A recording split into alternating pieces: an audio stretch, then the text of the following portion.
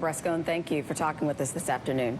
Yep. For more on Trump's position on immigration, we're joined by Suhail Khan, member of the RNC Asian Pacific American Advisory Council and a former Bush administration official, Jason Johnson, political science professor and politics editor at The Root, and Tara Dowdell, a Democratic strategist. Good afternoon to all of you guys. Good afternoon. Suhail, I'll start with you. Both Governor Pence and Reince Priebus are saying we'll hear Trump's refined position on the issues this week and the coming week. In the beginning, you remember immigration was such a defining campaign issue. Do you think they're trying to get away from the topic a bit? What is the deal?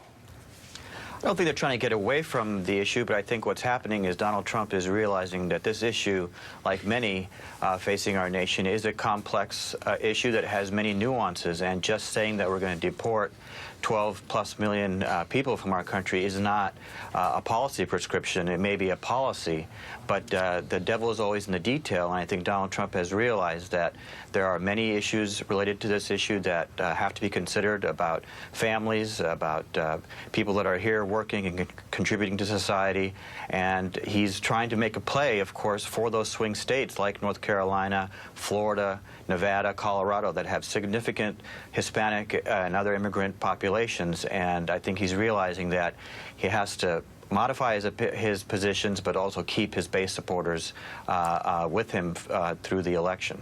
Pence, Priebus, and Governor Chris Christie all used one very specific word in their separate defenses today. Take a listen. His position is going to be tough, his position is going to be fair, but his position is going to be humane. What we're going to do is to get those who are breaking the law out of the country as quickly as possible, to make sure then that you deal with people in a humane way. We will have a mechanism for dealing with people in this country that you heard the word humanely again. It's going to be fair, it's going to be tough. There you go. Jason, by presenting his position as, quote, humane, who are they trying to appeal to here? They're trying to appeal to an insignificant and non-existent slice of white voters who are supposedly going to be convinced now that a moderating Donald Trump is not a dangerous demagogue. And I want to be really candid about this. Donald Trump's position that he wants to build a wall and that he wants to create a force to remove illegal aliens from the United States is a completely legitimate position that many Republicans have.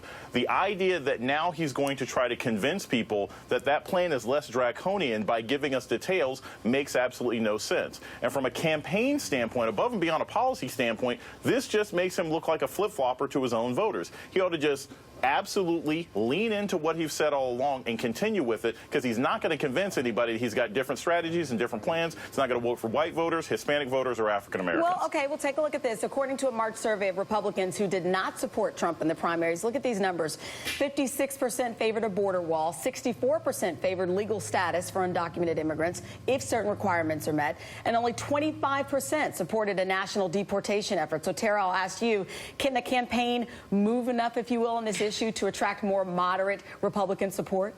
Maybe 2-3 people.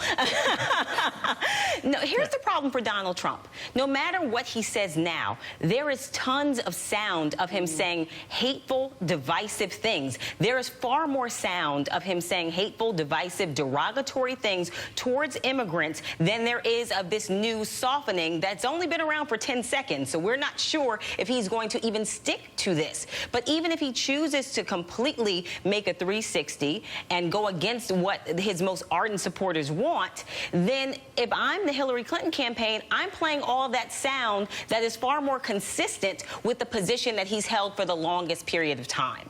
And so that's going to be his big problem. The other issue he has, when you look at his outreach to the immigrant community or people who have immigrated into this country, whether legally or illegally, you have his actions. So at one of his rallies, a young Indian American supporter was removed from that rally, forcibly removed from that rally. He then went on TV and said he's not sure if he's going to continue to support Donald Trump. So when you have those type of things, the otherization of these very communities, treating them differently as if they can't even be your supporters because they don't, quote unquote, look like most of your supporters, that doesn't help your cause either. Those are people you should be embracing, not kicking out based on stereotypes. Well, I feel your passion, so the good thing is we're going to talk again this hour. Suhail, Jason, and Tara, stay with us, and we'll check back in with you a little later in the hour. We'll chat more in just a bit.